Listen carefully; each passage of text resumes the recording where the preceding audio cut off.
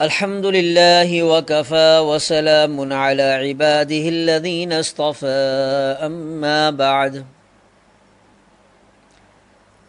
پارہ نمبر 7 وَإِذَا سَمِعُوا، چھٹے پارے کے آخری آیت میں بتلایا گیا تھا کہ جو حقیقی نصارہ ہیں وہ اپنے دلوں میں مسلمانوں کے لیے قدر نرم گوشہ رکھتے ہیں۔ اب 7ویں پارے کے شروع میں بھی بعض نصارہ ہی کا ذکر ہے جو قرآن سن کر اپنے آنسوؤں پر قابو نہیں رکھ پاتے اور بے اختیار ان کی آنکھیں چھلکنے لگتی ہیں۔ یہ آیات حبشہ کے ان نصارہ کے بارے میں نازل ہوئی تھیں جن کے ملک میں مسلمان ہجرت کر کے گئے تھے۔ انہوں نے جب مسلمانوں کی زبان سے قرآن سنا تو روتے روتے ان کی ہچکیاں بند گئیں اور ان کی داڑیاں آنسوؤں کے رمجم سے تر ہو گئیں۔ اصل میں اللہ کے کلام میں تاثیر ہی ایسی ہے کہ اگر ایسے دل اسے سنے جو بغض اور کینے سے خالی اور خوف و خشیت سے معمور ہوں تو جسم کے رونگٹے کھڑے ہو جاتے ہیں اور آنکھوں سے آنسو چھلک ہی پڑتے ہیں۔ حقیقی نصارہ کے کلام اللہ سے متاثر ہونے اور رونے دھونے کا حال بتانے کے بعد شرعی مسائل ذکر کیے گئے ہیں۔ کیونکہ سورہ مائدہ مدنی صورت ہے جسے مکی صورتوں میں عام طور پر عقائد سے بحث ہوتی ہے، یوں ہی مدنی صورتوں میں کہیں تفصیل کے ساتھ اور کہیں اختصار کے ساتھ تشریعی امور سے بحث ہوتی ہے، تو یہاں جو مسائل و احکام ذکر کیے گئے ہیں وہ اس طرح سے ہیں کہ کسی چیز کو حلال یا حرام قرار دینے کا اختیار صرف اللہ کے پاس ہے، اس لیے مسلمانوں کو حکم دیا گیا ہے کہ جن پاکیزہ چیزوں کو اللہ تعالیٰ نے حلال قرار دیا ہے تم نہ تو انہیں حرام سمجھو اور نہ ہی ان کے استعمال سے احتراز کرو۔ اصل میں اسلام اعتدال کا دین ہے جس میں نہ افراط ہے اور نہ تفریط، نہ غلو ہے اور نہ ہی کمی کوتاہی۔ اس لیے اسلام اس بات کو پسند نہیں کرتا کہ پاکیزہ چیزوں کے استعمال سے اجتناب کو تقوی اور کمال کا سبب سمجھا جائے، اور نہ ہی اس بات کی اجازت دیتا ہے کہ حرام اور حلال کے فرق ہی کو اٹھا دیا جائے اور بے دریغ ایسی چیزوں کا استعمال شروع کر دیا جائے جنہیں اللہ نے حرام ٹھہرایا ہے۔ لغو قسم پر کوئی دنیاوی مواخذہ نہیں، اور لغو قسم یہ ہے کہ کوئی شخص کسی کام کے ہونے یا نہ ہونے کے بارے میں اپنے خیال کے مطابق سچی قسم کھائے حالانکہ وہ کام اس کے گمان کے خلاف تھا۔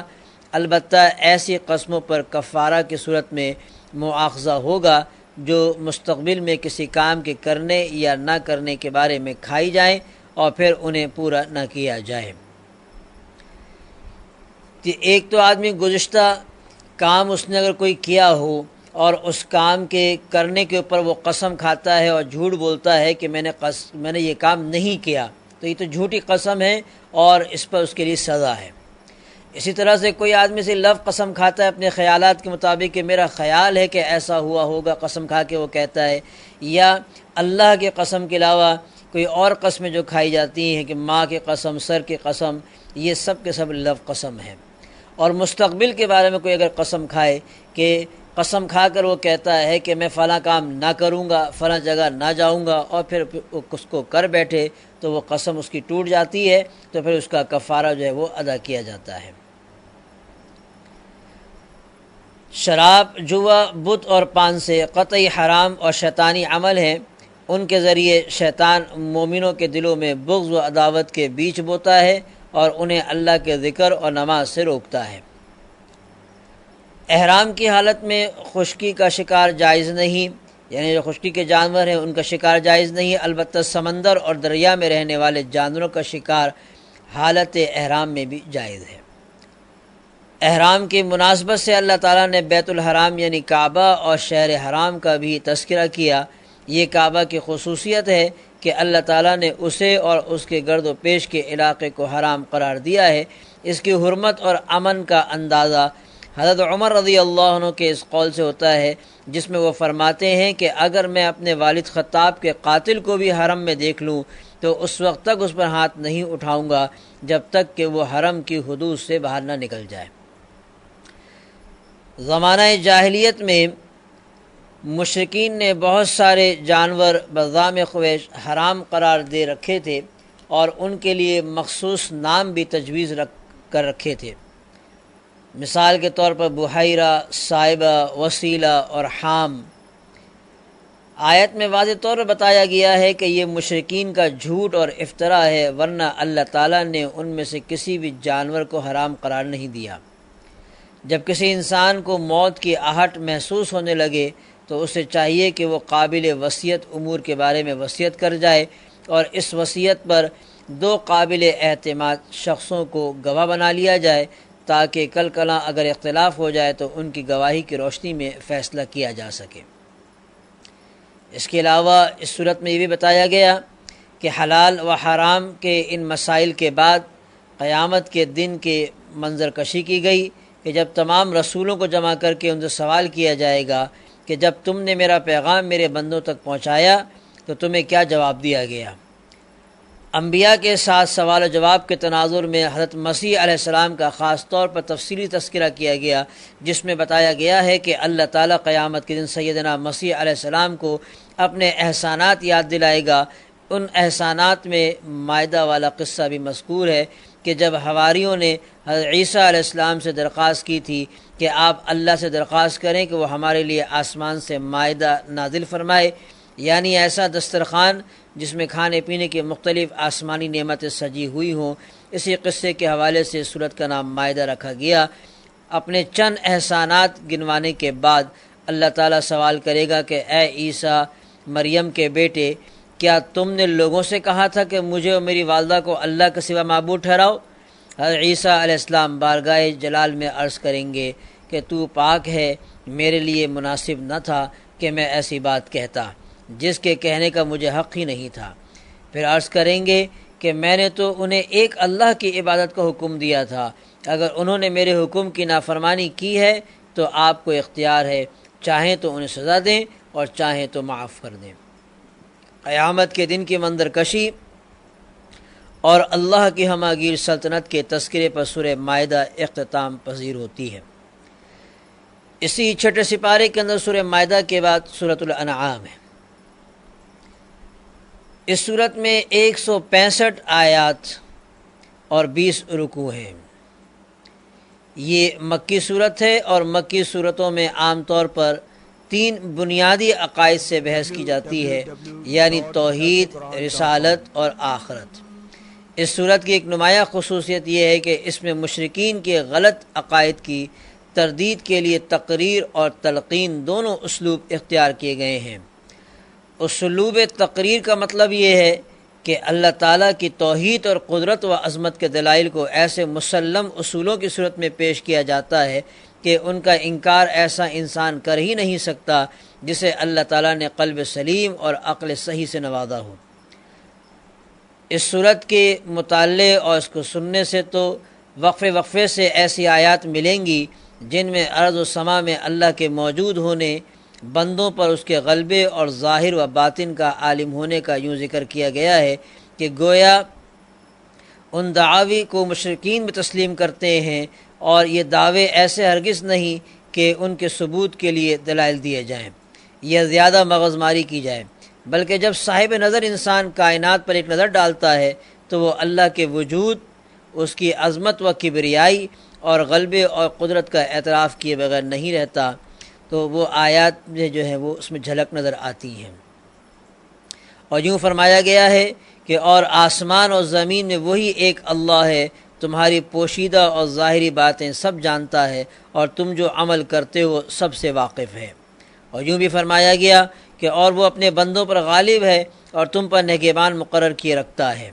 اور یوں بھی فرمایا گیا کہ اور وہی تو ہے جو رات کو نیند کی حالت میں تمہاری روح قبض کر لیتا ہے، اور جو کچھ تم دن میں کرتے ہو اس سے باخبر رہتا ہے۔ تو اسلوب یقین کا حاصل یہ ہے کہ اللہ تعالیٰ اپنے رسول امی کو ایسے دلائل سکھاتا ہے جن کا منکرین کے پاس کوئی جواب نہیں ہوتا، اور وہ شرمندگی اور سرافکندگی پر مجبور ہو جاتے ہیں۔ یہ اسلوب عام طور پر سوال جواب کی شکل میں ہوتا ہے۔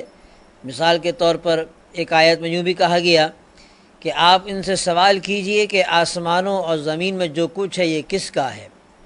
ظاہر ہے کہ دل سے تو مشرکین بھی تسلیم کرتے تھے کہ سب کچھ اللہ ہی کا ہے، لیکن زبان سے اعتراف کرنے میں انہیں حجاب ہوتا تھا۔ اس لیے فرمایا گیا کہ آپ خود ہی جواب دیجئے کہ سب کچھ اللہ ہی کا ہے۔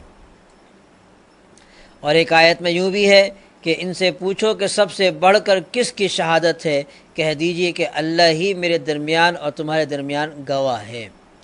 تو تقریر اور تلقین کے یہ دونوں اسلوب سورہ انعام میں پہلو بہ پہلو چلتے ہیں۔ اس صورت کی ابتدا اللہ کی حمد و ثنا اور عظمت اور توحید سے ہوتی ہے۔ توحید کے ساتھ رسالت کا ذکر بھی ضروری، تو چنانچہ بتایا گیا کہ منکرین کی عادت یہ ہے کہ رسول اللہ صلی اللہ علیہ وسلم جو بھی دلائل و براہین ان کے سامنے پیش کرتے ہیں، یہ ان سے اعراض کرتے ہیں اور جواب میں کٹ حجتی کے طور پر کہتے ہیں کہ اس نبی پر کوئی فرشتہ کیوں نہیں اتارا گیا۔ توحید و رسالت کے بعد بعث و جزا کا ذکر ہے۔ فرمایا گیا کہ تمہیں اللہ قیامت کے دن ضرور جمع کرے گا، اس میں کوئی شک نہیں۔ تو یہ تینوں مضامین سورہ انعام میں عدل بدل کر تلقین اور تقریر کے اسلوب سے چلتے جاتے ہیں، یہاں تک کہ بات ابو الانبیاء حضرت ابراہیم علیہ السلام تک جا پہنچتی ہے۔ اس میں کوئی شک ہی نہیں کہ حضرت خلیل علیہ السلام شرک میں ڈوبی ہوئی دنیا میں روشن مینار تھے۔ انہوں نے جب سورج، چاند، ستاروں اور ہاتھوں سے بنائے گئے اصنام کو معبود تسلیم کرنے سے انکار کر دیا اور رب واحد کی کبریائی پر ایمان کا اعلان کیا، تو انہیں سب سے پہلے اپنے والد ہی کی مخالفت کا سامنا کرنا پڑا، مگر انہوں نے اس مخالفت کی کوئی پرواہ نہ کی اور دعوت توحید کا سلسلہ جاری رکھا۔ یہی دعوت دوسرے انبیاء نے بھی اپنے اپنے زمانے میں دی ہے۔ سورہ انعام میں ان انبیاء میں سے 18 کے نام مذکور ہیں۔ ان سب کو وحی سے مشرف کیا گیا۔ ان کے علاوہ بھی بے شمار انبیاء دنیا میں آئے، لیکن ان کے نام قرآن میں مذکور نہیں۔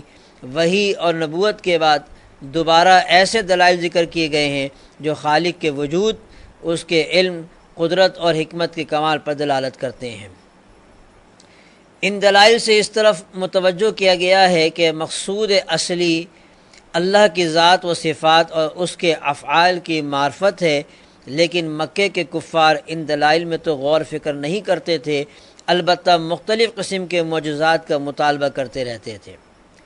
اگر ہمیں فلاں معجزہ دکھایا جائے تو ہم ایمان قبول کر لیں گے، حالانکہ ان کی یہ باتیں زبانی جمع خرچ اور دفع الوقتی کے سوا کچھ نہ تھی۔ حقیقت یہ ہے کہ صاحب طلب معجزے کا مطالبہ نہیں کرتا، وہ جدھر نظر اٹھاتا ہے اسے اللہ کے وجود اور قدرت کی نشانیاں واضح طور پر دکھائی دیتی ہیں۔ اس کائنات پر کافر بھی نظر ڈالتا ہے اور مومن بھی نظر ڈالتا ہے، لیکن دونوں کے نظر ڈالنے میں زمین آسمان کا فرق ہے۔ کافر دیکھتا ہے تو اسے پوری کائنات مادی اسباب میں جکڑی ہوئی دکھائی دیتی ہے، لیکن جب ایک مسلمان دیکھتا ہے تو اسے ہر چیز اور ہر مرحلے میں قدرت کی کار فرمائی نظر آتی ہے۔ مثال کے طور پر جب وہ پھل کو دیکھتا ہے کہ رنگ اور خوشبو، چھوٹا اور بڑا، کھٹا اور میٹھا ہونے کے اعتبار سے کیسے ایک حال سے دوسرے حال کی طرف منتقل ہوتا ہے، ابتدا میں کوئی کڑوا اور نمکین ہوتا ہے اور کوئی کھٹا یا پھیکا، لیکن جو وہ پکتا جاتا ہے اور اس میں مٹھاس اور لذت آتی جاتی ہے۔ جب ایک مومن ایمانی نظر سے دیکھتا اور غور و تدبر کرتا ہے تو بے ساختہ پکار اٹھتا ہے کہ سبحان اللہ۔ اسی لیے یہاں زمین سے اگنے والی مختلف چیزوں اور پھلوں کا ذکر کرتے ہوئے فرمایا گیا کہ یہ چیزیں جب پھلتی ہیں تو ان کے پھلوں پر، اور جب پکتی ہیں تو ان کے پکنے پر نظر کرو، ان میں ان لوگوں کے لیے جو ایمان لائے ہیں اللہ کی قدرت کی بہت ساری نشانیاں ہیں۔ وآخر دعوانا ان الحمد للہ رب العالمین۔